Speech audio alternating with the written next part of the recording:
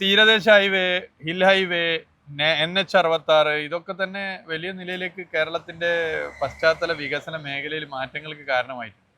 പിന്നെ ഇതിൽ ഏറ്റവും വലിയൊരു കാര്യം ഇപ്പൊ ആ കാണുന്ന പച്ച ബോർഡ് ഉണ്ടല്ലോ, അത് ജനങ്ങൾ കാഴ്ചക്കാരല്ല കാവൽക്കാരാണ് എന്ന് എഴുതി വെച്ച പച്ച ബോർഡാണ്. Defect liability period. ഒരു പുതിയ റോഡ് വന്നാൽ ഇത്ര കൊല്ലത്തേക്ക് ആ റോഡിന് എന്ത് കുഴപ്പമുണ്ടെങ്കിലും അപ്പം അതിന്റെ മെയിൻ്റെനൻസ് നടത്താൻ കോൺട്രാക്ടർക്ക് ഉത്തരവാദിത്തമുണ്ട്. കോൺട്രാക്ടറുടെ പേരും ഫോൺ നമ്പറും ഉദ്യോഗസ്ഥന്റെ ഫോൺ നമ്പർ അസിസ്റ്റന്റ് എഞ്ചിനീയറുടെ ഫോൺ നമ്പറാണ്.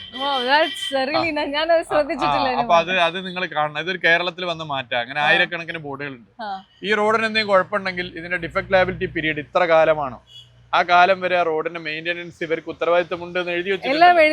അപ്പൊ ഏതൊരു പബ്ലിക്കിനും വിളിക്കാം, പരാതിപ്പെടാം.